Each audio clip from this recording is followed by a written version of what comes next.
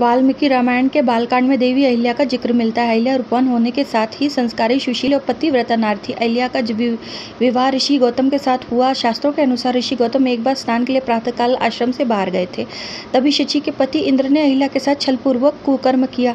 जब इस बात का पता ऋषि गौतम को चला तो उन्होंने इंद्र और अहिल्या दोनों को श्राप दे दिया। देवी अहिल्या ने ऋषि गौतम से क्षमा याचना भी की और कहा कि इसमें उनका कोई दोष नहीं है, लेकिन गौतम ऋषि नहीं माने और अहिल्या को श्राप दिया कि तुम शीला बनकर निवास करोगी। त्रेता युग में जब श्री विष्णु राम अवतार लेंगे तब उनके चरण रस से ही तुम्हारा उद्धार होगा। उसके बाद राम भगवान द्वारा अहिल्या का उद्धार किया गया और आजीवन वो कुंवारी कहलाई।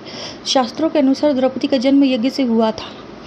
द्रौपदी सुंदर, धीरजवान और पतिव्रता महिला थी। कहने को तो द्रौपदी के 5 पांडव की पत्नी और 5 पुत्रों की माता थी, लेकिन उसके बावजूद द्रौपदी सदा कुंवारी कहलाई। दरअसल जब द्रौपदी का चीरहरण हो रहा था तो श्री कृष्ण ने उनकी लाज बचाई थी। कहा जाता है भगवान श्री कृष्ण ने ही द्रौपदी को सदा कुंवारी बने रहने का वरदान दिया।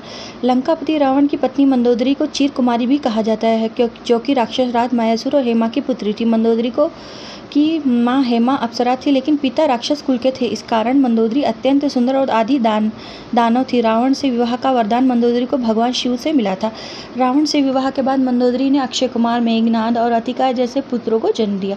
मंदोदरी को चीर कौमार्य का वरदान प्राप्त था, इसलिए पुत्रों को जन्म देने के बाद भी उसका कौमार्य भंग नहीं हुआ। तारा समुद्र मंथर से निकली अप्सरा थी। तारा का विवाह बाली के साथ हुआ।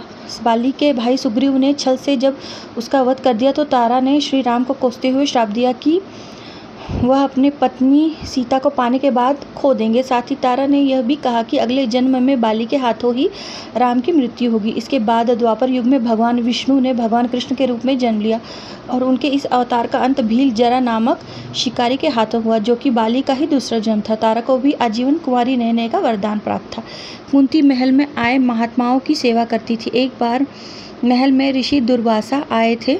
कुंती के सेवा सत्कार से ऋषि दुर्वासा प्रसन्न हुए और कहा, पुत्री मैं तुम्हारी सेवा से प्रसन्न हूँ, इसलिए मैं तुम्हें एक मंत्र देता हूँ। इस मंत्र से तुम जिस देवता का स्मरण करोगी वह तत्काल सामने प्रकट होकर तुम्हारी इच्छा पूरी करेंगे। कुंती का विवाह हस्तिनापुर के राजा पांडु से हुआ, लेकिन पांडु को श्राप मिला था कि अगर वह अपनी पत्नी कुंती को स्पर्श करेंगे तो उनकी मृत्यु हो जाएगी। लेकिन इन्हें इस बात की चिंता रहती थी कि उनकी मृत्यु के बाद कुरुवंश समाप्त हो जाएगा। कुंती को ऋषि दुर्वासा से अद्भुत मंत्र प्राप्त था, जिससे कुंती ने धर्मदेव, युधिष्ठिर, वासुदेव से भीम, इंद्रदेव से अर्जुन और पुत्र के रूप में प्राप्त किया। इस तरह देवताओं को संतान से प्राप्त कुंती का कौमार्य पवित्र माना जाता है।